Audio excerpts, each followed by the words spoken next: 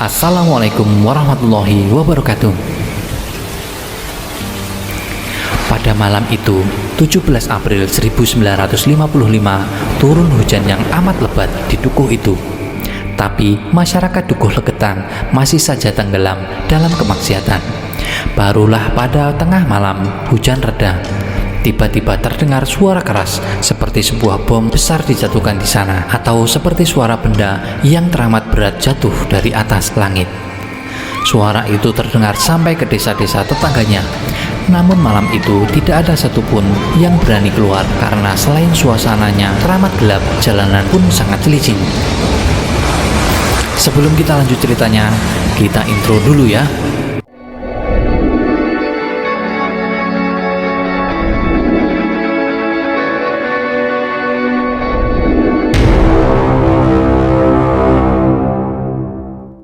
Kisah kaum Sodom di Indonesia.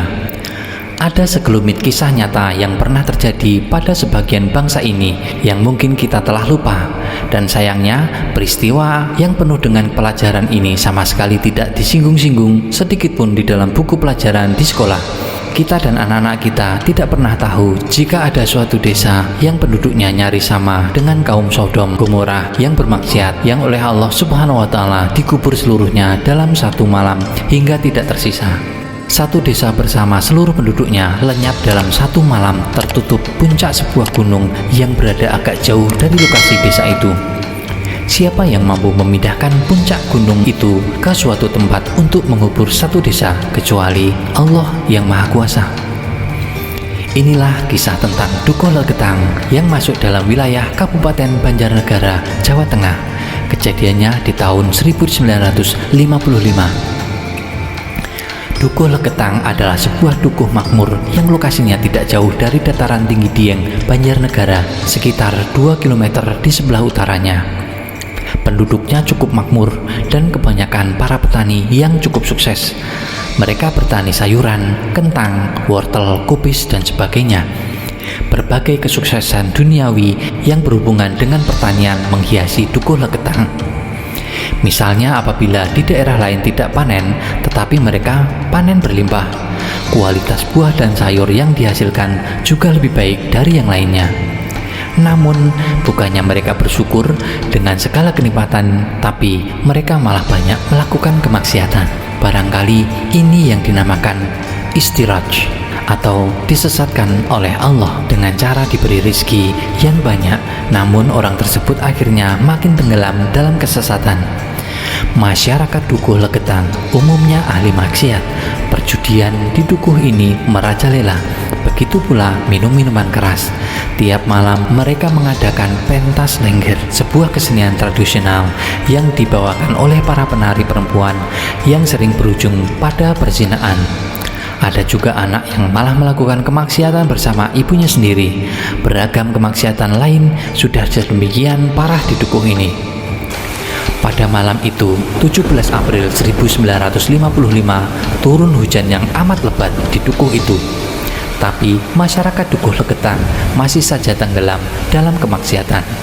Barulah pada tengah malam hujan reda, tiba-tiba terdengar suara keras seperti sebuah bom besar dijatuhkan di sana, atau seperti suara benda yang teramat berat jatuh dari atas langit. Suara itu terdengar sampai ke desa-desa tetangganya. Namun malam itu tidak ada satupun yang berani keluar karena selain suasananya teramat gelap, jalanan pun sangat licin. Pada pagi harinya, masyarakat yang ada di sekitar Dukuh Leketang yang penasaran dengan suara yang amat keras itu barulah keluar rumah dan ingin memeriksa bunyi apakah itu yang terdengar amat memekakkan telinga di malam hari. Mereka sangat kaget ketika dari kejauhan terlihat puncak gunung Pangamun-Amun sudah terbelah atau rompal.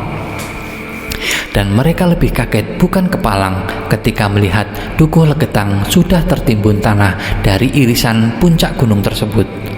Bukan saja tertimbun, tapi sudah berubah menjadi sebuah bukit dengan mengubur seluruh dukuh beserta warganya.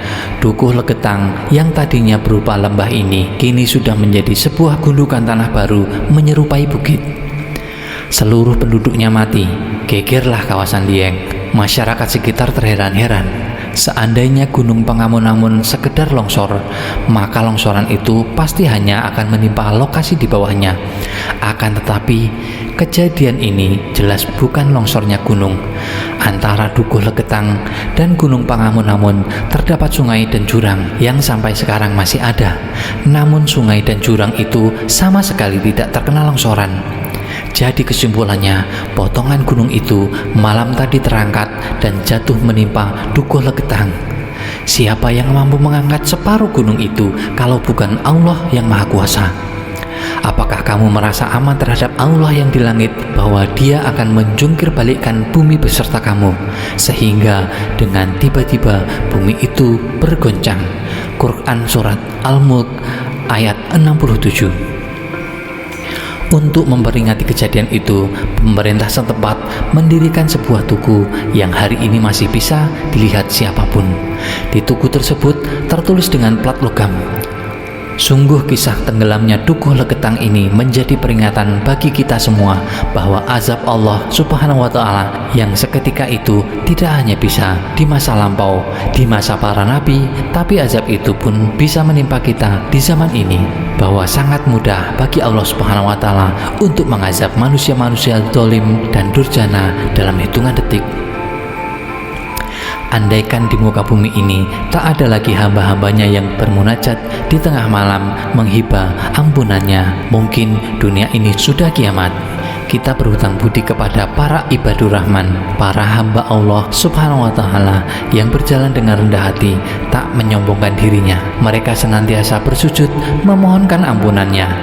Meski keberadaan mereka terkadang tak dianggap, hanya dipandang sebelah mata oleh manusia, tapi sesungguhnya mereka begitu akrab dengan penghuni langit. Mereka begitu tulus menghamba kepadanya, berusaha menegakkan kalimatnya di muka bumi ini. Mereka tak pernah mengharapkan imbalan dari manusia, karena imbalan dari Allah Subhanahu wa Ta'ala lebih dari segalanya. Oke, demikian cerita kali ini.